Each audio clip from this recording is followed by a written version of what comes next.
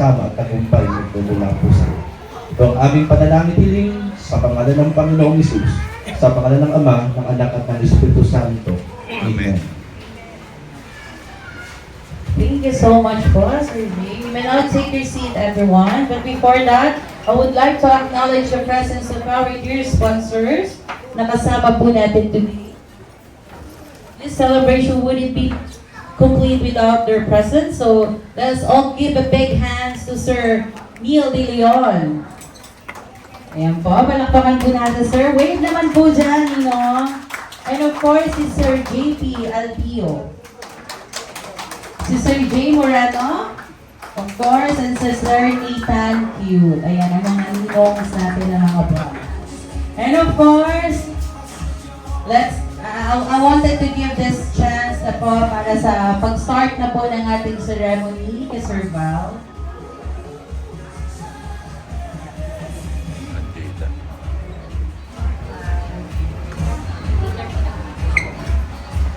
Okay po. Tayo na ay magpunong na tayo. So, magandang umaga po sa lahat. Para bukas, magandang hapon ngayon. So, ang kalino po, hindi lamang kami nakabahay, umiulong sa iba. Higit sa lahat po, nais namin po na ang bawat pamilyang Pilipino ay ilagay sa tama o maayos na kasama. Kasi po sa survey, napakaraming Pilipino po na may anak na 3, 4, 5 o higit, pero hindi pa pala silang kasal. Si Kim po ay nakilala ko siya through social media. Siguro po accidentally na ano nangyari, Tapos na kilala ko siya at naging thumb maker si editor, si King. Ngayon, dumating po sa punto na sabi ko, kayo ba ay kasal na ni Jay? Di pa raw. Sabi ko, bakit? Kasi binanggit niya, may anak na sila. 3. 3 ba? Ay, 1 lang pala. Sabi ko, dapat magpakasal na kayo. Yun nga po, nagpaplano, pero wala pa talagang eksaktong kung kailan. So ako nag-suggest, gusto mo ikasal ka namin. So, ito ka naganap ngayon. Bago magtututol dito na hindi kasal to, ang tugulpi namin, wala naman. So wala po. So, magandang hapon po sa ating lahat. Bible principle, kasi marami rito mga Kristiyano, di ba? May binanggit kasi ang Bible sa Book of Genesis tungkol po sa pag-aasawa. Anong sabi sa verse 2, 21 and 25? Anong sabi rito? Kaya't pinatulog ng Panginoong Diyos ang tao, si Adan, noong unang panahon. Samantalang natutulog, nahihimbing natutulog, ginawa ng Diyos ang isang kadyang nito. At pinaghilom ang laman sa tapat ni On. Ang kadyang na iyon ay ginawa niyang isang babae. Ngayon lumabas po si Eva. Diba? Ang ginawa ng Diyos si Adan. Ang ginawa ng Diyos, Adan, pinatulog, pinahimbing, ang tulog, ginawa yung kadyang. Sabi ng Bible, yung kadyang, ginawa niyang babae. So verse 23. At sinabi ng lalaki, sa wakas narito ang isang tulad ko, laman ng aking laman at buto ng aking buto. Babae ang itatawag sa kanya, sapagkat sa kanya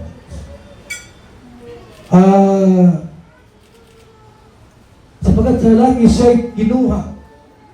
Verse 24 po, sabi dito, ito ang dahilan kaya't iniiwan ng lalaki ang kanyang ama't ina at magsasama sila ng kanyang asawa at sila'y magiging isa. So maliwanag po sa verse 24 na kapag ang lalaki po at babae ay lumagay sa magulong buhay, yung pag-aasawa nga, dating tahimik, inagulo. Kasi may hindi ka nung ano, nakikisaw sa buhay niya. Isa na iba, dumating na po yung time na lumagay sa tahimik, hindi po, mas magulo pag asawa. So, alam niyo po, ang wedding po is a one-day commitment. Isang araw na commitment po ang kasalang ito. After nito, wala na. But, marriage is a lifetime commitment. Hindi niyo ba alam na kahit mga artista, mga mayamang tao, ikinasal, pero paglipas ng ilang taon, 2, 3, 4, naghihiwalay rin po sila. Maraming ganyan po na bunga ang kasalan, di ba? Ingrande ang kasalan, pero after ng ilang taon, nagkahiwalay dito. Kaya sabi dito po, mas mainam po yung habang panahon na sila po ay magsasama bilang mag-asawa. Mayroong po, the law of about marriage, mayroong batas. Kung panungkulan po tungkol po sa pag-aasawa. Batas o law. Unang-una po yung law of priority.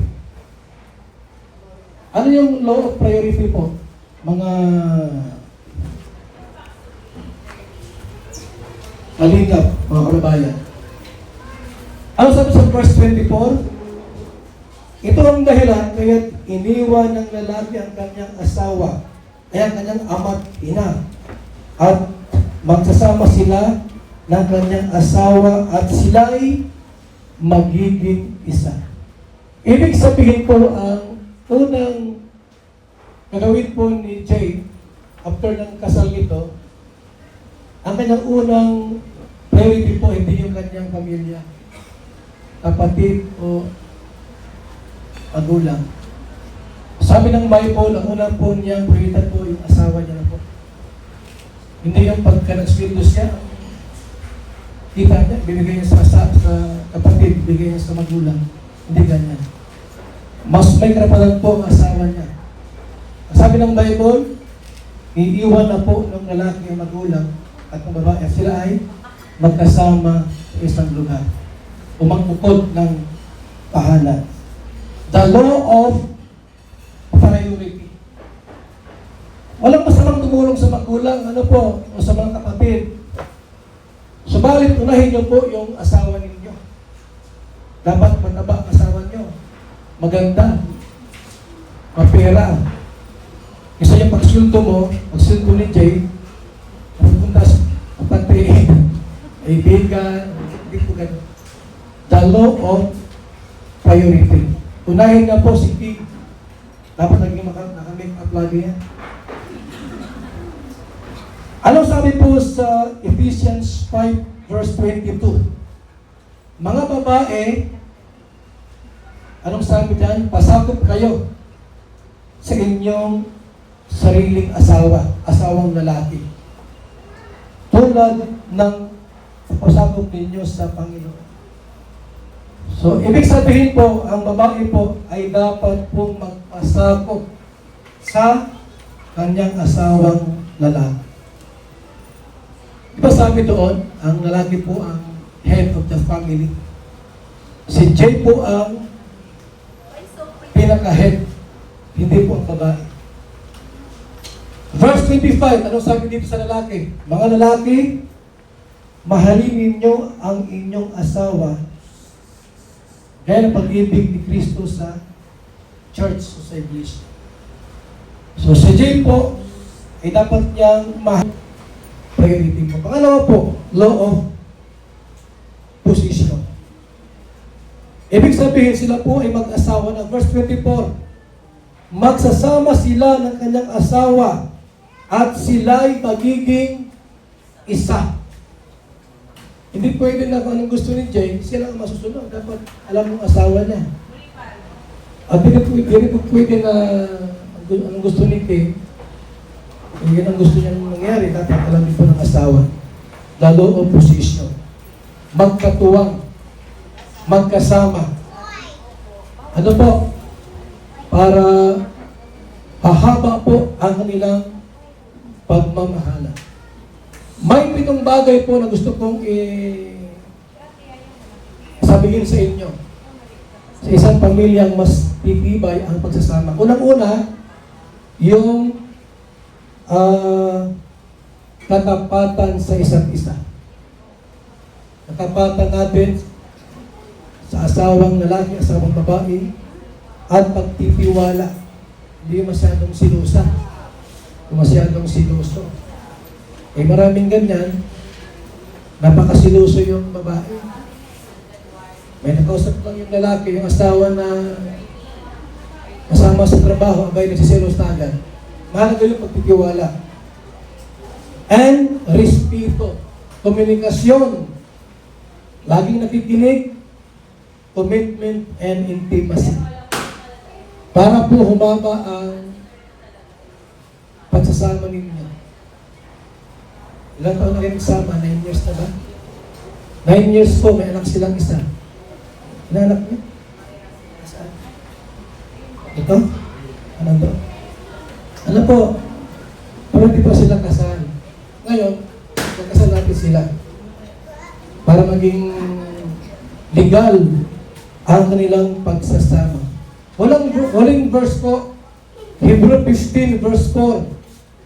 Dapat ituring na marangal ng lahat ang pag-aasawa at maging tapat kayo sa isa't isa. So dapat po ay maging marangal. Dapat daw po ay ituring na marangal ang pag-aasawa ng bawat isa. Sabi ito, sapagkat hatulan po ng Diyos ang mga nakikiapit at nangangalit. Nawa po, ano?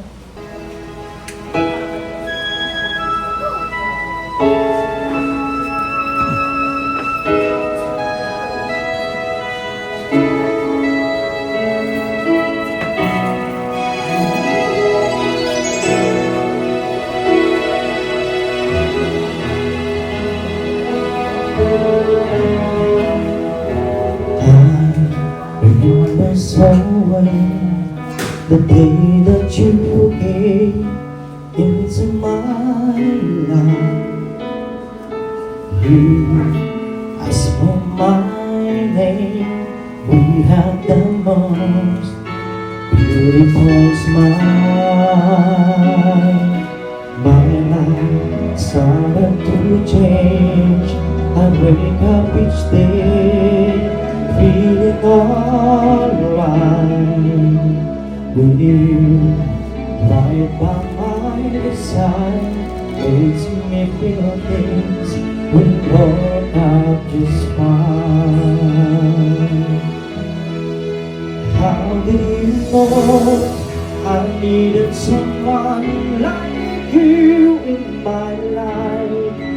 There was an empty space in my heart. It came at the right time in my life.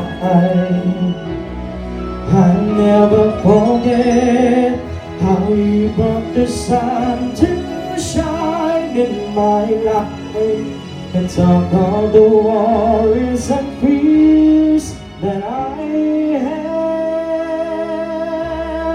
I guess what I'm really trying to say, it's not every day that someone like you comes my way. No words can express how much I love you.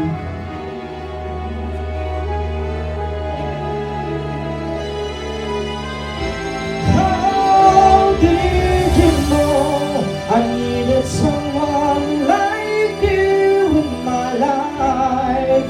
That there was an empty space in my heart. It came at the right time in my life. I never forget how you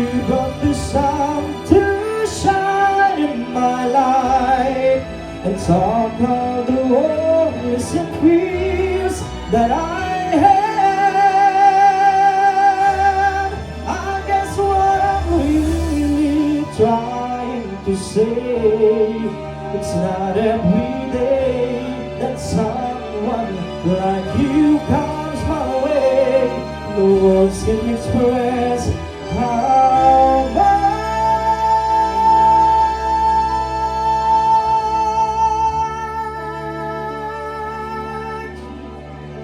I love you.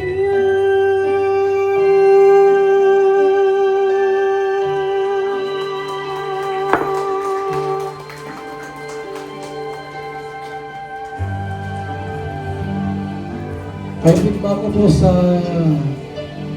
seremona po ng kasal? Para alam po natin kung dahil mo ano. Kasi baka magulat kayo. Kasi po ang kasal nito po ay napaka-mahalaga po nito. After nito po at ng kasalang ito, lahat magsisuwian na. Ang maiwan po ay itong ikinasal natin. Di mo biya kung after a year o 2 years o ilang taon baka kasi maghiwalay. Ayaw namin mangyaring ganon. Kaya nga po, pinatitibay po namin kapag may ikinasal kami. Ayaw po namin na mangyari after po ng kasalan, ang kasunod, hiwalayan. Napaka-pangit po. So, nasaan po ang magulang ng babae? Magulang ni King? Nay, halika muna dito at kasama ka sa programa. Nasaan yung magulang ni Jay? Wala. Nasaan yung magulang mo? Ano bang kakasal ka? Ayusin nyo na lang yung pagsasama nyo. At nandito lang kami handang gumabay. Yun lang po. Marami pong salamat. So, naka-live tayo na ya, oh. Alam na, may big prueba. Ikaw, te, ano mo si Jay? Pamakin po. Ako po'y nagpapasalamat sa mga nag-sponsor ng kasalang ito. God bless po sa inyo. At sana'y manatili inyong pagmamahalan forever. At kung anuhan ang inyong mga maging problema, at sa mag-asawa, hindi nawawala yung pag-aaway. Dapat, bago matulog, anuman ang maging pag hindi pagkakaunawaan, dapat masolve nyo yun. Huwag nyo palalagpasin ang magdamag na hindi kayo nagkakaigi. At lagi nyo isentro ang inyong pagmamahal kay Lord. Sabi nga, magkaroon kayo ng love, trust, and respect. Yun lang at congratulations sa inyong dalawa. Salamat po, Tia. Pirma ko po sa... sige na po, mga yung iyakin. Muna kayo, ha? Salamat po sa inyong pahintulot. Sa mama ni King, nasa yung tatay mo. Hindi po. Nandiyan, sa mo. Iwalay na, nandiyan. Ayaw natin pumayaan yan. Tay! Hindi pwedeng na-reject yan, o kaya ay hindi po salitain dito. Halika, Tay! Mabuti yung alam ng lahat na ikaw ay walang ano. Mahirap na.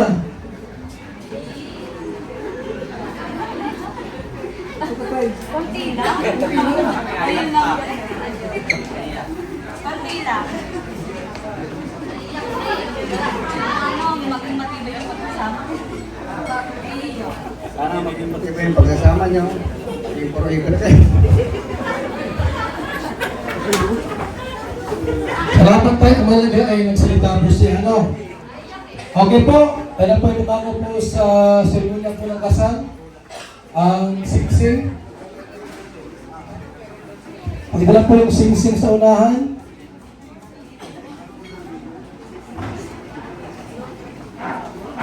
Ay, wait lang. Wait lang, ha?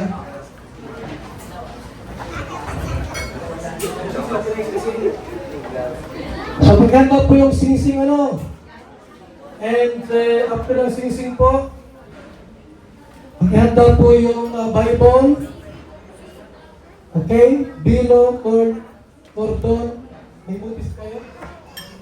So, pagkanda na lang po, mamaya na po, pasihan na lang po yan. And yung wine at aras at saka kandila. So, tayo po naman muna po sa ating pong konting seremonya po. Ating pong tanongin itong pong ating kasal. No, si Jay Solpico and si Kim Hobilia. Pwede kang tumayo. Wala mo isang microphone. Mamo lang isang mic. Ayan. Nasaan yung ating baseman dyan? Baseman. Pagkahawak mo yung microphone. At ako'y matanong. Pwede kang tumayo. Jay. Harap ka Kim. Upo ka lang Kim muna. At ikaw ang right na ngayon. Ikaw Jay. Jay Solpico. Tinatanggap mo ba si Kim Hobilia upang maging asawa mo? Opo. Mamuhay ng magkasama. Opo. Opo, pare. Siya ba iyong iibigin, mamahalin, igagalang at iingatan? Sa sakit at kalusugan, tayong salamang inyong pinagtanin habang kayo nabubuhay. Opo. Salamat. Pwede ka na umupo. Saan yung ating maid of honor? Ala-ala-ala. Yan. Labas. Pakibigay ko yung microphone at matayo po si Kim. Para sigurado wala ito. Walang sabit. Asawa. Opo, tinatanggap ko po. Mamuhay na magkasama. Siya ba yung iibigin, mamahalin at igagalang? Opo. Iingatan sa sakit at kalusugan, tayong siya lamang ngayong pipisanin habang kayo nabubuhay sa mundong ibabaw. Opo. Pwede ka na po. Ibig sabihin po, walang kontra. Ha? Okay, kung ganun po, ikaw yung singsing. Halin mo na yung ano, yung sa babae. Okay na, dito. Huwag mo yung bigay dyan, sa akin mo na. Saan yung sa babae ito? Okay. Ang singsing po, ito ay panlabas at physical na yung lamang at simbolo po ng spiritual na panlabas na pagbubuklod po ng dalawang puso nagmamahalan. Ito po ay gawa sa ginto. Sumusiguro po ng katalisayan na dapat maghari sa puso ng bawat isa. Sa inyong dalawa po, no? J and T. So, ito po ay bilog. Napapahiwatig po na ang pag-ibig ninyo dapat walang katapusan. Kasi wala siyang hangganan. Diba? Bilog. Walang hangganan. So, Jay, ibigay mo kay Kim. Ibigay ko mayo Kim muna. Tapos, sabihin mo, kay Kim, yung mga promise mo, wala sa puso. Kim, tinatangako ko sa pamamagitan ng singsing na ito na mamahalin ka ng tapat at pagsisilbihan ka habang buhay. Yan. Okay. Yun, kasal ka. So, yung sa kay Kim naman, nasingsing. Yan po nang dati, sinabi ko, ito rin po ay bilog. Patunay po na dapat ang inyong pagmamahalan at pagkasama po ay walang hanggan o walang katapusan. Hindi kayo dapat maghiwalay. Ano? Kasi bilog yan, no? Tumaikot sa inyong dalawa. Microphone. Ang singsing na ito ay sumisimbolo ng walang hanggang pagmamahal at ipinapangako ko na aalagaan kita ng panghabang buhay. Ayan. Harapkan po natin sila. Susaksi tayo po at ang Diyos nangyari na sila po ay magkasama habang panahon. Ilista nyo kung kailang simula. Matagal na pala. Bibigyan tayo ng Bible. Sa yung Bible po. Ang Bible po ay salita ng Diyos na maging gabay po sa buhay natin bilang Kristiyano. Maging gabay po sa atin ito. Dapat po ang bawat pamilya Pilipino mayroong Bible na dapat natin basahin. Hindi lamang mga magazines, balita o diaryo. Dapat po ito sa mga anak tungkol sa Panginoon. Na mayroon ng Diyos na lumikha ng langit, may Diyos na lumikha ng lupa at lahat ng bagay, at may Kristo na namatay sa krus upang tubusin tayo sa mga kasalanan. Dapat po sa mag-asawa ay magbasa. Hindi ihampas asawa, ha?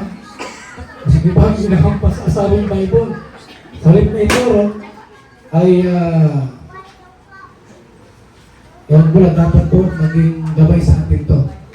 So, Kim and JK, tagapin niyo po ang Bible na ito. Microphone. Anong masabi niyo?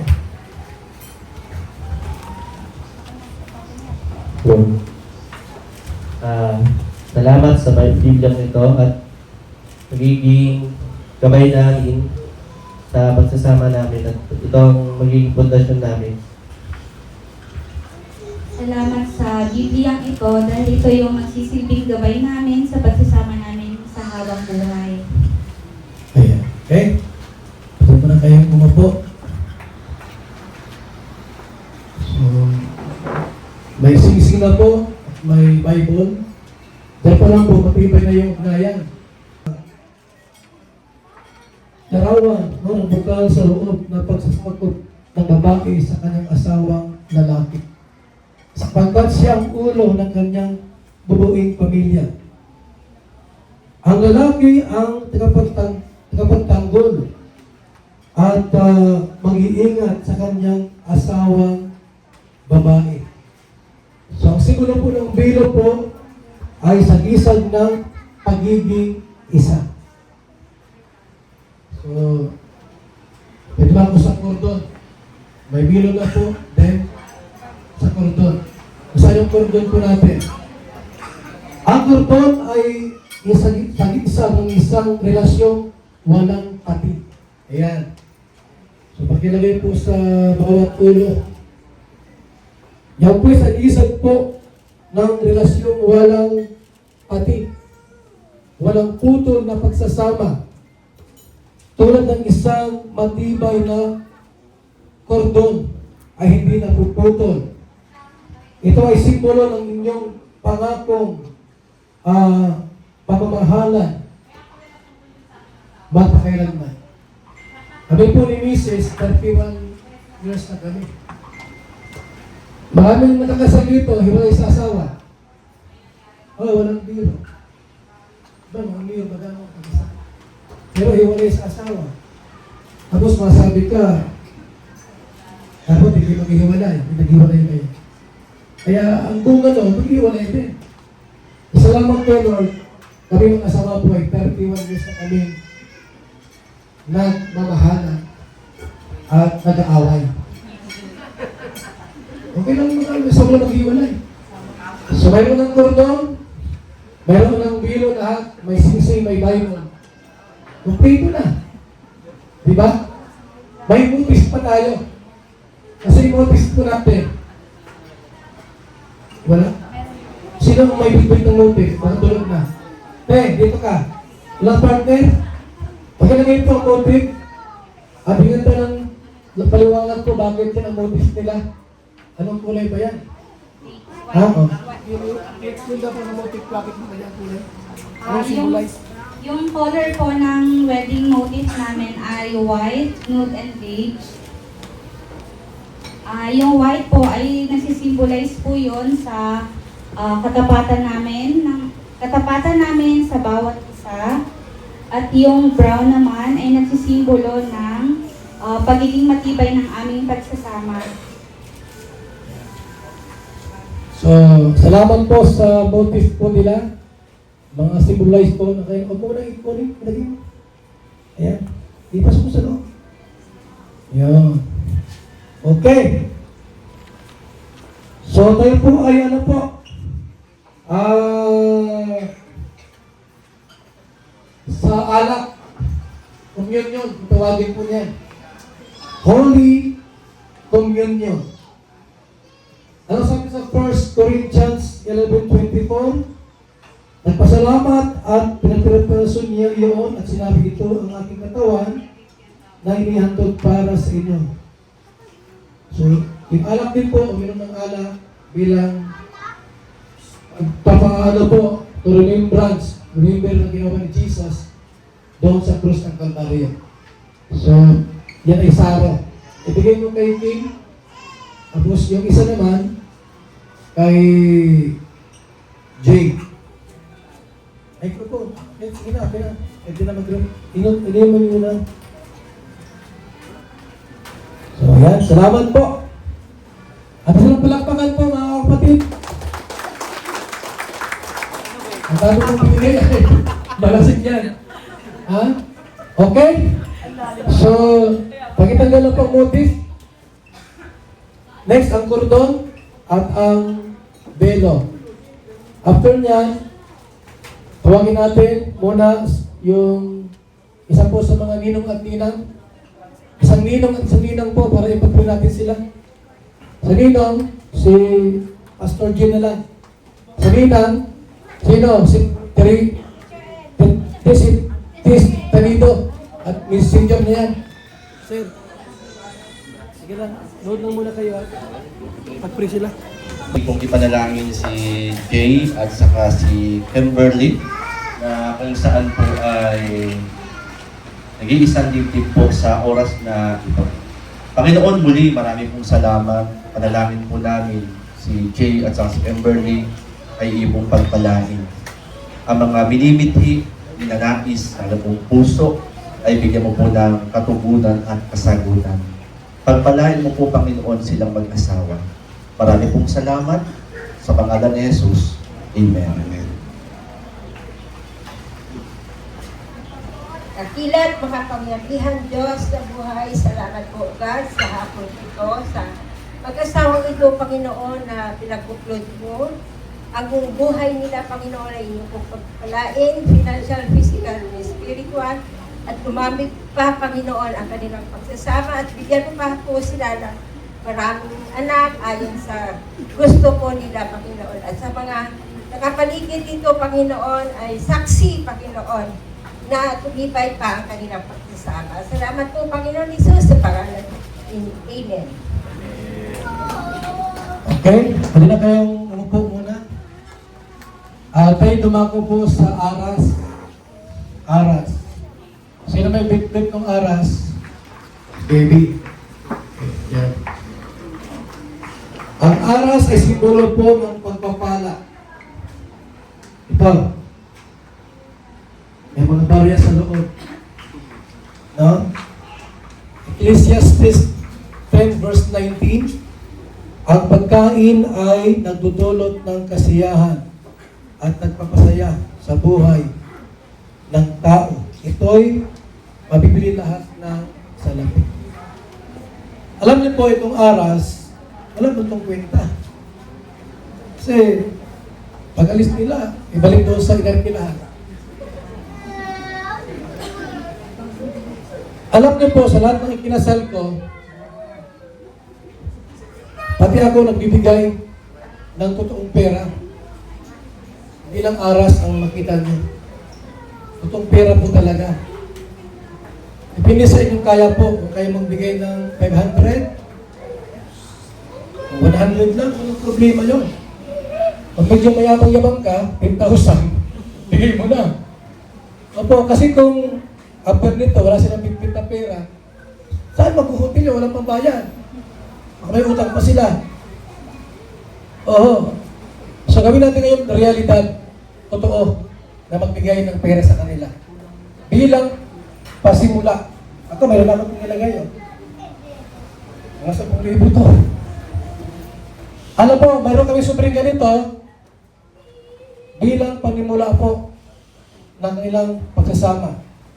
Ayaw namin po na after ng wedding, ang bayad sa photographer, wala. Ayaw namin ng gayan. Kung kayo po ay meron na ibigay, magbigay na tayo. Kasi bigyan ng ganito, as kapatid. Ano po, ikot kayo mo sana yung ano, yung mabagal itong alaway ko. Ibigay mo na yan. Ano po, wala yan sa pilitan. Wala sa pilitan yan. Gusto lang po na magbigay. Para po maging masaya ang kanilang pagmamahalan at pagsasama po bilang mag-asawa. Dapat po, financially, ano sila? No? Stable. Tama yan. Tayo po ang unang magbibigay, mga ninong at ninang. Kung kaya magbigay po ng 5,000, why not, di ba? Kung i-check mo, 1 milyon, sige, mas maganda. Ngayon po, lahat ng ibinigay, may maikot. Para ilagay, pag-print natin yun. Ito nyo ibigay, ilagay yun. Yung sa'yo, kano yan? 10,000 yan? O, ikutin nyo na po yung mga ano, para ipag-print natin yan. Para masaya po ang kanilang pagmamahalan. Ilang totoong kasal. May iniwan tayong blessing sa kanila. So, salamat po, Panginoon, sa mga biyayang ito na natanggap po ng mag-asawang ito, Lord, ngayong hapon po. Meron silang masimulan sa pag-start ng kanilang buhay mag-asawa. Ayan. Meron pa dyan. Baka yung iba dyan, wala pa. Magbigay na kayo. Mag-diesel lang po yung mangyayari yan. Bukas wala na yan. Kaya salamat po sa mga ninong at ninang. Mayroon pa dyan, oh. Yung walang sobre po, pwede mo ma-Gcash nyo. Para lahat na. Ayan, okay? Ilagay mo niya sa plastic. Aba, kung may bag kayo. Okay? So, salamat po sa inyong tulong po sa mag-asawa. Ang aras, simbolo po ng pagpapala. At yun na po yung pala po yung blessing ngayon na kanilang tatanggapin. Kasamang aras po, yung mga regalo natin. May mga regalo kayong dala? Ito yung regalo po, yung regalo dyan nakabalot. Yan, yung mga ninang at ninong. Yan. Kunin mo sa camera para makita. Yan o. Salamat po. Dito yung mga regalo nyo. Yan ang aras. Yan ang tunay na aras. Hindi na yung ganitong aras na after nito. Sa uli mo doon sa inapilahan mo, wala na. Yung asawa, gutom-gutom, walang simulan. Basta yung refrigerator mo. Ayun sa atin, ilagay mo na dyan. Salamat po sa inyong mga regalo. Ayan. Di masaya sila, di ba? May pera na, may regalo pa kayo. Dapat may bigas yan, ha? Wala na palang bigas dyan. Salamat po sa mga ninong at ninang na nagpaabot po ng pera at regalo. Okay? So, hinihiling ko po na yung mga ninong at ninang ay tumayo, pumunta sa unahan. Yung mga ninong dyan, nandito. Ito na kayo, picture. Mga ano dyan. Dito po. Mga ninong at ninang.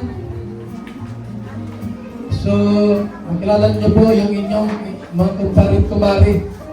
Pilit mo yun, yung kakasal. Tayo kayo. So, dito kayo, te. Kuya. Ayan. Okay? Dito kayo, mga ninong at ninang. So, ayan, no? Maganda po, magpakilala kayo sa inyong inaanak. Hello po, magandang hapon sa lahat. Ako po si Ninang Tess Taguedo. Magandang hapon po sa lahat. Ako po si Denton Emmy, YouTube channel ko po. Yeah, magandang hapon sa lahat. Siyempre, congratulations sa newlyweds. Ayan, ako pala ay si Ninang Nerissa Romero. Ako po ay si Teacher N. Isa pong Teacher N. At isang kalingap din. Next. Magandang hapon po sa inyong lahat. And Jay, Kim, congratulations. Marriage is not just a contract, it's a covenant. So ako po si Kuya Noli Bragancha po, as known as Kuya Noli. Gandang hapon po. Ako si isang Kailons, isang Kalingap reactor. Congratulations and best wishes sa inyo.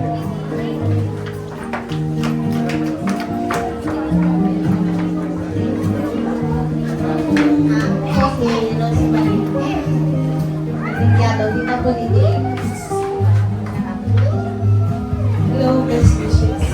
Kim and Jay. So, ako si Ninang Bing. Hindi mo kakalimutan, Bing Cordero.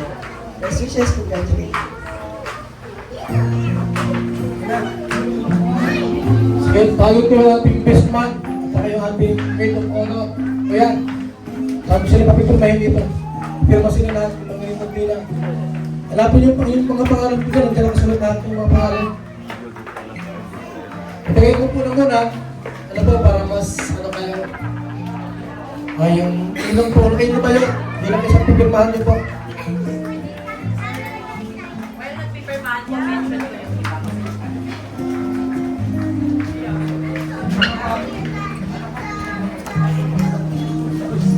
Alright, to honor the other principal sponsors who was not here, I will just mention their name. So one of our sponsors is July Paunil, Dolores Domondon, and Ramirez Heather, Jovelito TV Official, Ate Chrissy, Inday Siba, Sangkay at Lots, JP Alivio, Kuya Mil, Corazon D. Malilim, Robert Santos, J.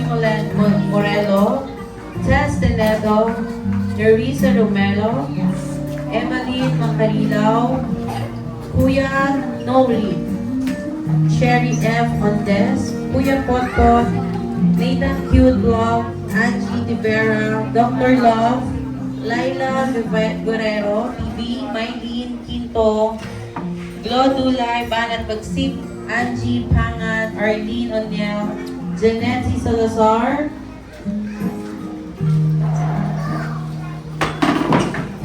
Marie Pineda, Malu de los Santos, Roger Pedillo, Derek Noel Sa.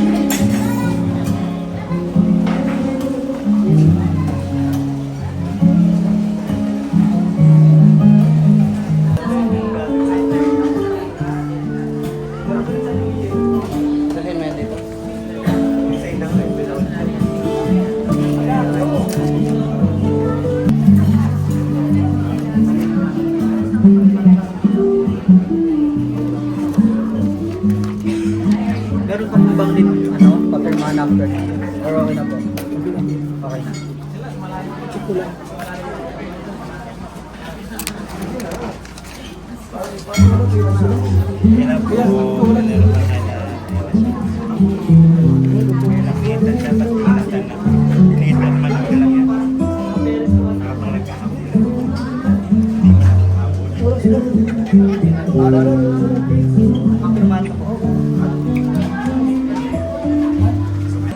Hindi ito lang itong cellphone ko. Walang kandila. at Silvian, nag-iisa kayo ng kandila. Upuin lang. Lord, ngayong hapong ito, Panginoong Diyos na may likha, may akda, may gawa ng langit at ng lupa, ang Diyos ni Abraham, ni Isaac at ni Jacob. Muli, Panginoon, dumutulog kami sa luklukan ng iyong mahabaging biyaya, Panginoon. Narito po, si Jay Solpico at Kim Hobilia, Panginoon, ay nag-iisang dibdib, Panginoon, dumako sa seremonya ng kasal. Dalangin po namin, O Diyos, na ang iyong pagpapalay, tumaloy po sa buhay nila. Bigkisin po ang iyong pag-ibig, ang kanilang pagmamahalan, Panginoon. Nawa ito'y tumagal, Panginoon, ang kanilang pagkasama ng ilang Diyos at magbunga ng maraming supling.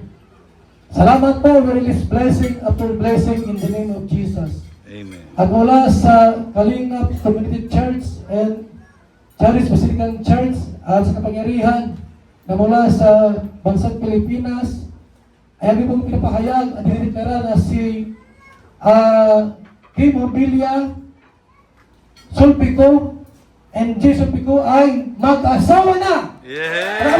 Palakpakan natin!